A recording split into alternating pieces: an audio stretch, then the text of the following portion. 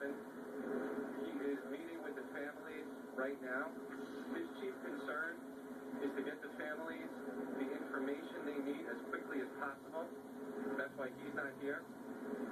I'm going to introduce Lieutenant Paul Vance from the State Police, who will talk a little bit about what's known so far.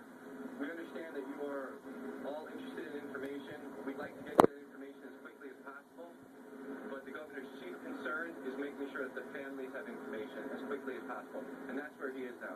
This is Lieutenant Paul Vance from the State Police. Hi, good afternoon. I will give you some very basic and brief information as we know it now, and we will set up regular press briefings as appropriate.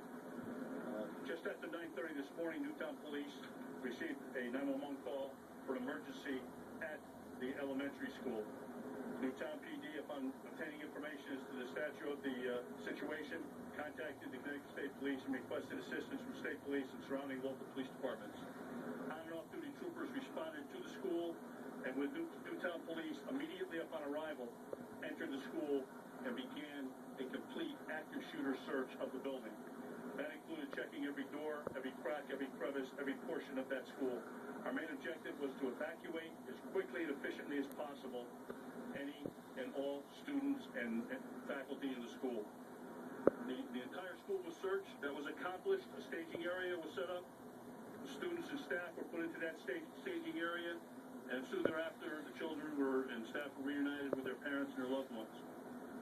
There were several fatalities at the scene, both students and staff. There's no information relative to that. There's being released at this time until we've made complete and proper notification. The shooter is deceased inside the building. There's a great deal of work that is undertaken immediately upon locating the shooter, and that is there's a great deal of search warrant activity, there's a great deal of law enforcement activity both in and out of state to ensure that we cover all the bases relative to that specific individual. Suffice it to say, the scene is secure.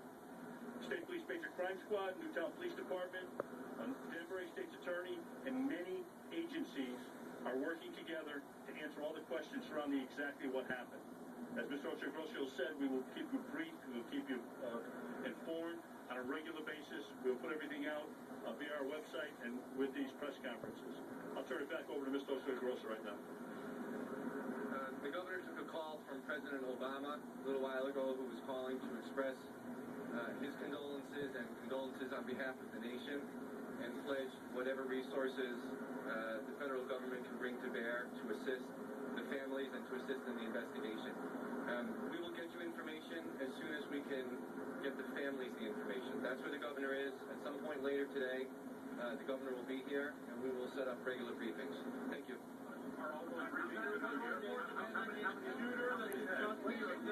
Okay, there's the press conference we've been waiting for. We first heard from an employee of Governor Daniel Malloy saying that the governor is horrified and is meeting with families. We can all understand that the governor's getting information to the family. Guys, we need to listen to this here. Another brief. Let's listen.